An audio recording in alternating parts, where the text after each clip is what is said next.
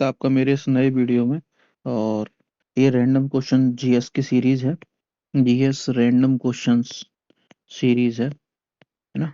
YouTube channel को आप like share subscribe करिए और अपने दोस्तों में शेयर करिए इस वीडियो को, ताकि ज़्यादा से ज़्यादा बच्चों तक पहुंच सके और वो जीएस को सीख सकें। ये पहला क्वेश्चन है।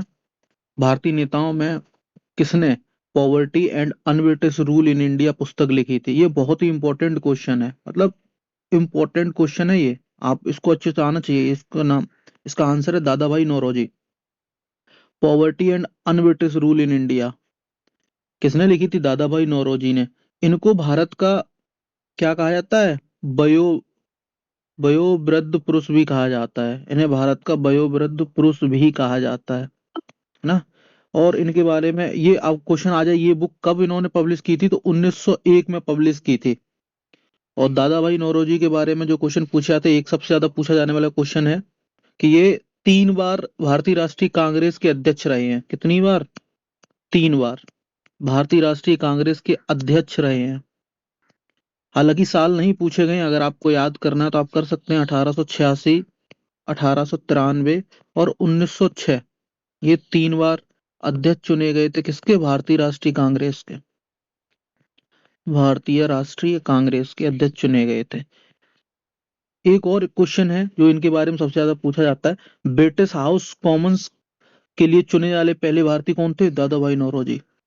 ब्रिटिश हाउस ऑफ कॉमन्स के लिए चुने जाने वाले पहले भारतीय कौन थे? दादा भाई नौरोजी। ये भी क्वेश्चन कई बार पूछा गया है। नेक्स्ट क्वेश्चन है क्वेश्चन नंबर 2। जनगणना 2011 के अनुसार भारत की जनसंख्या का कितने अनुपात 0 से 6 वर्ष के आयु वर्ग में था? ये क्वेश्चन कई बार पूछा गया है। इसका आंसर है 13.1, 13.1%। 2011 की जनगणना के अनुसार 0 से 6 वर्ष के बच्चों का, या जो भी एज ग्रुप के जो किड्स थे, उनका कितने परसेंट था? 13.1% था। और यहाँ पे 1000 लड़कों में, बॉयज में लड़कियां कितनी थी? 919 गर्ल्स थी। ये भी पूछा गया है। नेक्स्ट क्वेश्चन है थर्ड। मुक्केबाजी में ओलंपिक पदक जीतने वाली पहली भारतीय महिला कौन बनी? तो ये सबको पता होगा, मैरी कॉम जी थी, है ना। क्वेश्चन ये आ सकता है कि कब बनी थी? तो 2012 में ना। नेक्स्ट क्वेश्चन है फोर्थ। भारतीय संविधान का कौन सा अनुच्छेद काम की न्याय संगत और मानवीय स्थिति के सिद्धांतों को रेखांकित करता है? तो अनुच्छेद 42। ये इसका भाग पूछा जा सकता है, तो ये कौन से भाग में आता है? एक हाँ, ये कौन से भाग में आता है? ये भी क्वेश्चन पूछा जाता है। भाग है इसका फोर्थ। काम की न्याय संगता और मानवीय स्थिति के सिद्धांतों को रेखांकित करता है, अनुच्छेद 42। Question number 5। योजना आयोग में प्रधानमंत्री की भूमिका क्या थी? तो इसका आंसर होगा अध्यक्ष। प्रधानमंत्री जी कौन होते हैं? योजना आयोग के अध्यक्ष होते हैं। हालांकि 2000 इसका नाम चेंज कर दिया गया है। योजना आयोग का नया नाम क्या है? नीति आयोग। सॉरी। हम्म योजना आयोग का नया नाम है नीति आयोग ना। और इसके अध्यक्ष कौन होते हैं? प्रधानमंत्री जी होते हैं। और अगर आपसे ये क्वेश्चन पूछा योजना आयोग का निर्माण कब किया गया था, या कब योजना आयोग अस्तित्व में आया था, तो इसका आंसर क्या हो जाएगा? 1950। स्वतंत्रता के बाद योजना आयोग का निर्माण किया गया था। नेक्स्ट क्वेश्चन है 6। भारत में कोयला खदानों का राष्ट्रीयकरण किस काल में हुआ था? ये भी क्वेश्चन कई बार पूछा गया है ना। तो 1971 से 1975। ये 2 चरण में हुआ था। कितने चरणों में हुआ था? 2 चरणों में राष्ट्रीयकरण किया गया था खदानों का। एक तो 1971 और एक 1973 में। तो ये कब तक चला था? 1975 तक चला था। नेक्स्ट क्वेश्चन, ये आपका 6 क्वेश्चन था। ये आपका होने वाला है 7th क्वेश्चन। कौन सा उद्योग प्रकृति से कच्चे माल के निष्कर्षण में शामिल है?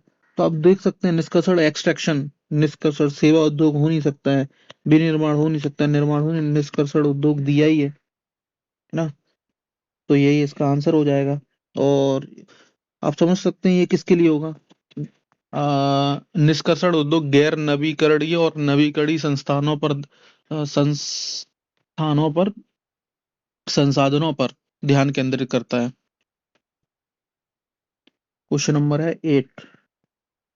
बैंकिंग क्षेत्र में एसएलआर का अर्थ क्या है? ये क्वेश्चन कई बार पूछा गया है। तो संवैधानिक चलनिधि अनुपात एसएलआर का मतलब है। ठीक है। नेक्स्ट क्वेश्चन है 9। बैंकिंग में सीआरआर का पूर्ण रूप क्या है? तो इसका मतलब होता है कैश रिजर्व रेशियो। तो क्या बोलते हैं? Cash reserve ratio. इसका मतलब क्या है? इसका मतलब ये है कि जो वाणिज्य बैंक हैं वो कुछ पैसा अपना आरबीआई के पास रखते हैं और उस पैसे का यूज वो ना तो किसी को लोन देने में कर सकते हैं, उसका उपयोग नहीं कर सकते बेसिकली। वो पैसा बस इंडियन गवर्नमेंट में कह लो तो मंदी से बचने के लिए या किसी वित्तीय आपदा से सुलझने के लिए वो पैसा आरबीआई के पास रिजर्व के रूप में रखा जाता है। आधार दर वह दर है जिसके नीचे कोई भी बैंक किसी भी ऋण नहीं दे सकता। बैंकों की यह आधार दर कौन तय करता है? बैंकों की एक आधार दर है और उस आधार दर से नीचे दर पर कोई भी बैंक किसी को लोन सैंक्शन नहीं कर सकता। तो वो कौन निर्धारित करता है? आरबीआई। ये भी क्वेश्चन कई बार पूछा गया है। ठीक है, इस वीडियो में इतना ही। Please like share and subscribe.